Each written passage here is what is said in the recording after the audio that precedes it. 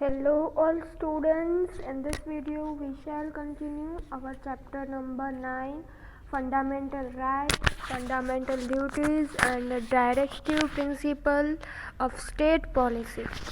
तो आज हम बस बात करने वाले हैं तो जैसे बंधारणीय हमें जो राइट्स मिले हैं उसमें 6th वन है राइट टू कॉन्स्टिट्यूशनल रेमेडीज़, यानी कि बंधारणीय इलाज के जो राइट्स मिले हैं हमें इलाजों, यानी कि क्या है कि अगर जो ये सारे हमने राइट्स, हमें 5 जो राइट आगे हमने देखे उनका सही से फॉलोअप हो रहा है या नहीं, ये देखने के लिए ये राइट बनाया गया है।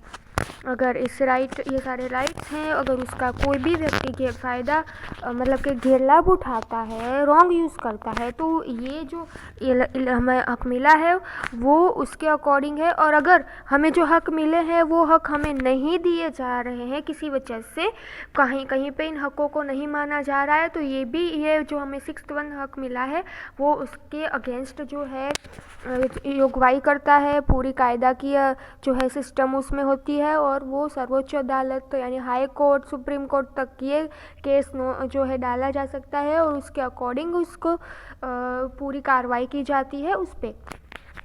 Doctor Baba Saheb Ambedkar has considered this rights as a soul of the constitution. क्यों? क्योंकि ये सारे राइट्स सारे राइट्स तो दे दिए गए हैं, पर इन राइट्स का फॉलोअप हो रहा है या नहीं हो रहा है ये देखने के लिए ये 6th वन राइट बनाया गया है। That's why it's called the soul of the constitution. और कौन मानता है ऐसा? बाबा साहेब आम्बेडकर।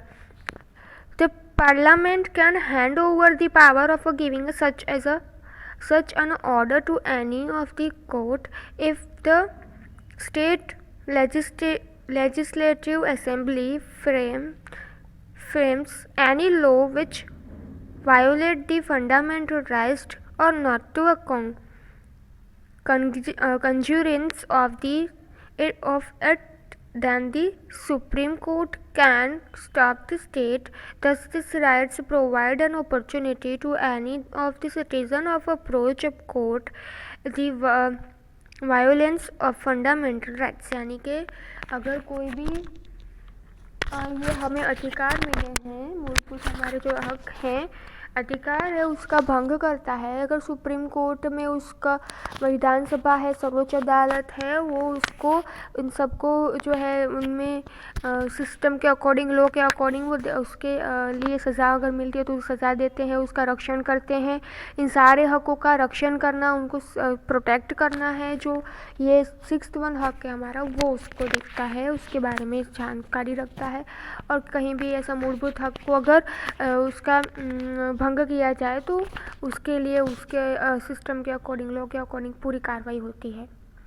तो ऐसे हम देखें तो बंधारण में हमारे पास ये जो हक हैं, मूलभूत हक हमें नागरिक, ऐसे भारतीय नागरिक मिलते हैं, वो सारे हक हमारे जो हैं सरकार के द्वारा केंद्र या राज्य के सामने ही दिए जाते हैं। और मूलभूत हक हैं वो सारे समय और हक सारे समय के लिए होता है, जब जितना भी समय है उतने सारे समय के लिए सभी नागरिकों को उपलब्ध है। ऐसा नहीं कि रात है तो आपको ये हक नहीं मिलेगा, दिन है तो ऐसा हक नहीं, रात दिन आप जब तक जिंदा हो तब तक आपको ये सारे हक मिलते हैं। बट जब भी इमरजेंसी के कोई ऐसे संजोग होते हैं तब मूलभूत हक जो है उसमें थोड़ी सी स्थगित उनको करना ज़रूरी होता है। नागरिक के तो मूलभूत हक कभी कभी छीन भी जाते हैं इन सिचुएशन में, पर राज्य को पूरी तरह से इन हकों का जो है रक्षण करना चाहिए, सरकार को पूरी तरह से देखरेख करनी चाहिए। अब हमारे हक तो यहाँ पे कंप्लीट होते हैं, हमें बहुत सारे हक मिले हैं। अब इन हक के अकॉर्डिंग हमारी कुछ फ़र्ज़ें भी तो हैं एज ए भारतीय नागरिक, एज ए इंडियन। तो हमारी क्या हक हैं हमारे भारत देश के लिए?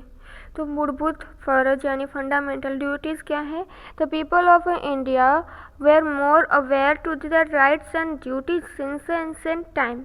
Just as the citizens are given various fundamental rights, various fundamental duties were incorporated by a constitutional amendment in 1976. The fundamental duty aims to include the love of our nation integrity, various high ideas and the value awareness among its citizens. तो यहाँ पे बात हो रही है कि हमारी जो रिस्पॉन्सिबिलिटीज़ हैं उनके बारे में बात हो रही है। हमारे देश में देश प्रेम बना रहे, राष्ट्रीय भावना बनी रहे, उच्च मूल्यों का जो आदर्श है, उच्च मूल्य है, वो उसमें अवेयरनेस लाई जा सके, इसलिए ये सारी फ़र्ज़ें बनाई गई हैं भारतीय नागरिकों के लिए।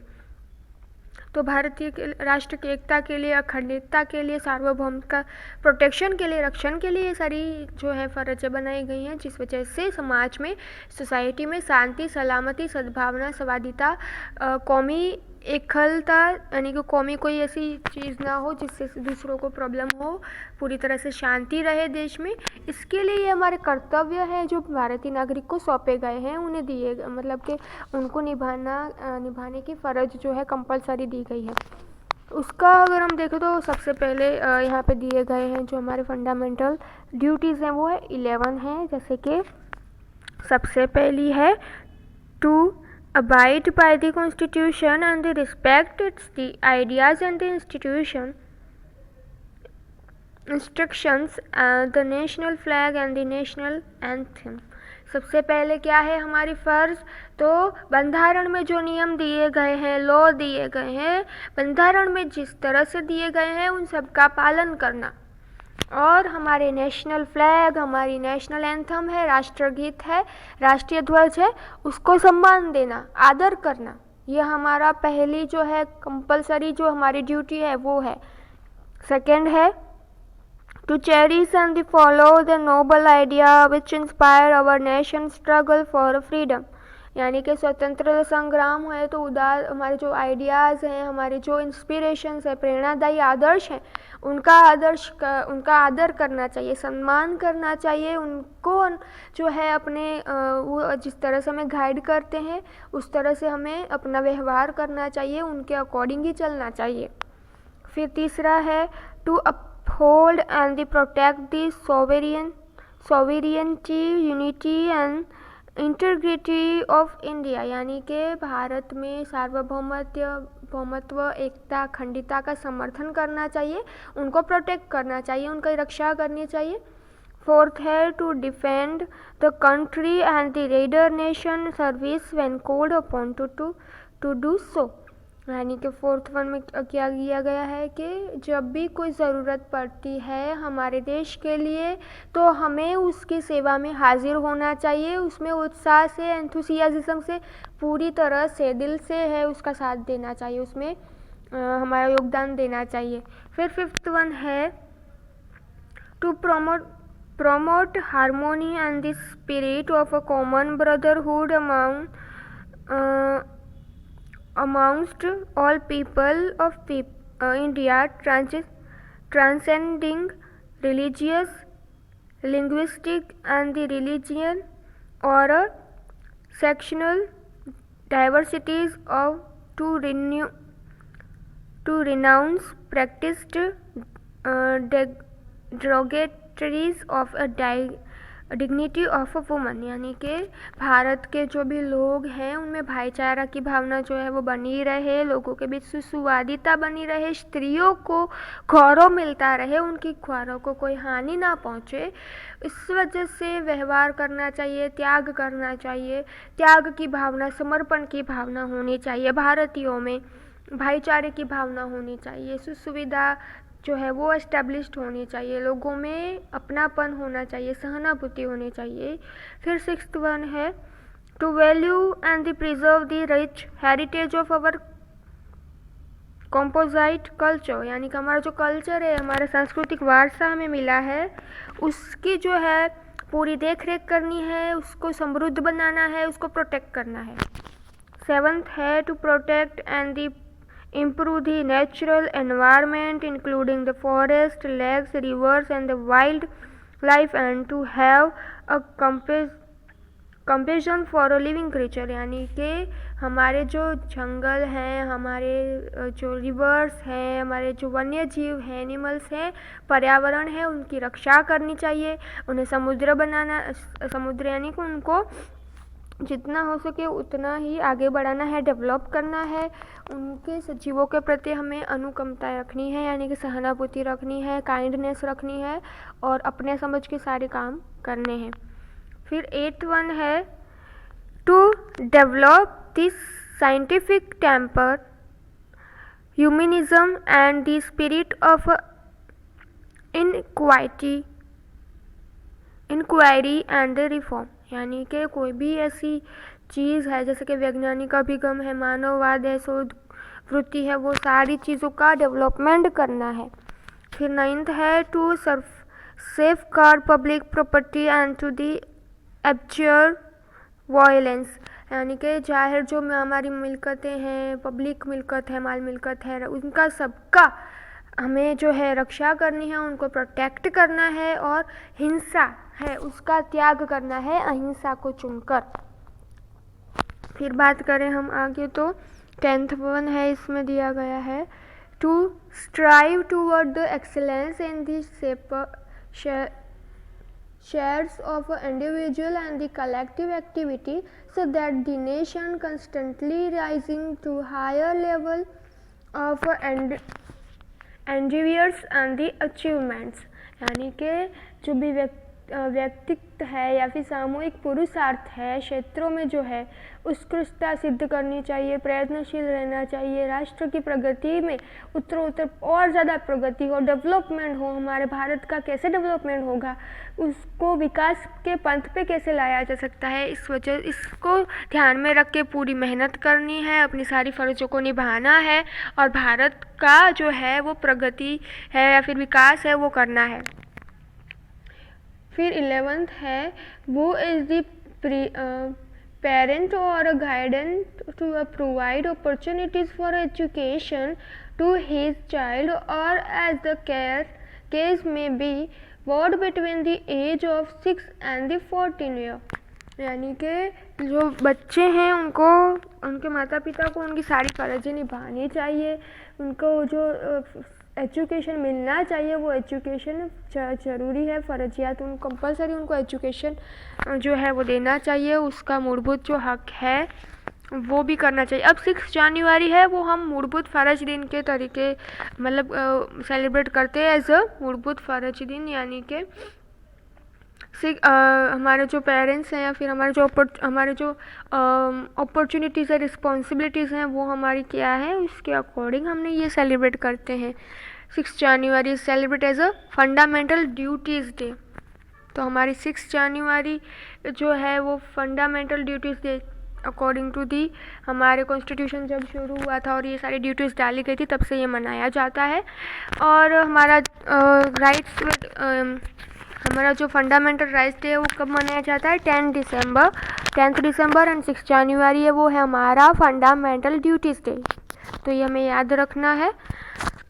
फिर अगर हम बात करें तो ये जो सारी हमारी बनाई गई है फ़र्ज है, नागरिकों के लिए बनाई गई है ड्यूटीज़, तो ये सारी क्यों बनाई गई है। तो सबसे पहले तो ये हमारे समाज में बहुत सारे दूषण हैं, अनिष्ट होते रहते हैं, अस्पृश्यता, वेठ प्रथा है, बाल मजूरी है, ऐसे स्त्री शोषण है, जातीय सलामती, दहेज प्रथा, स्त्री भ्रूण हत्या, कुरिवाज, अंधश्रद्धा, वहम, संदेह और नाबूद जो भी है, ये सारी चीज़ों को दूर करने के लिए नागरिक का जो फ़र्ज में आता है, हमारी फ़र्ज में आता है कि इन सबको हम दूर करें, जितना हो सके जो है ये सारी चीज़ों से दूर रहे और लोगों में भी जागरूकता लाए, दूसरों को गाइड करें जो है सही रहा उस पर हम चलने के लिए।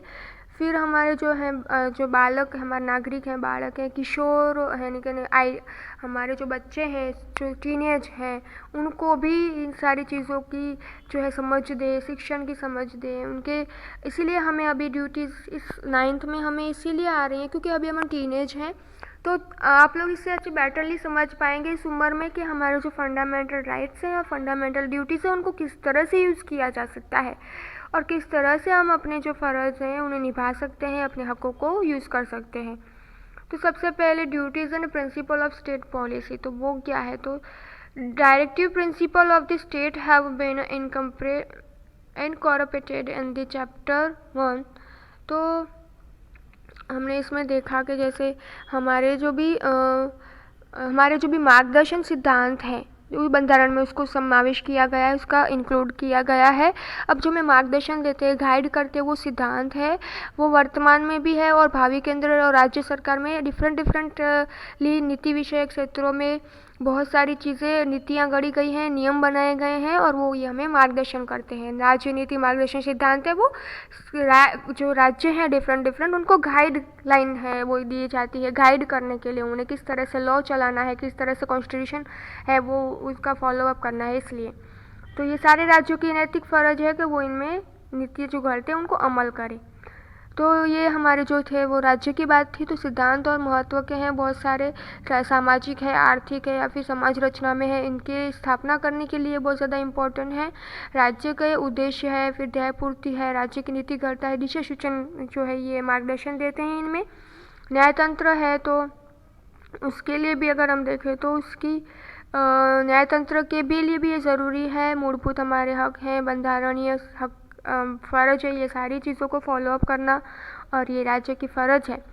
देश का जो शासन है वो हमारे देश का नींव कहा जाता है। ये सिद्धांत है वो हमारी नींव है। अगर हम इसे नींव ही अगर हम अपनी कमज़ोर बना देंगे तो हमारा जो घर है वो कैसे बनेगा, हम खुद कैसे बनेंगे। हम एक नागरिकत्व की नींव है हमारी, ये शासन पद्धतियाँ हैं, सिद्धांत हैं, उनको फॉलोअप कर नहीं करेंगे तो हम खुद एक भारतीय नागरिक नहीं बन पाएंगे अच्छे।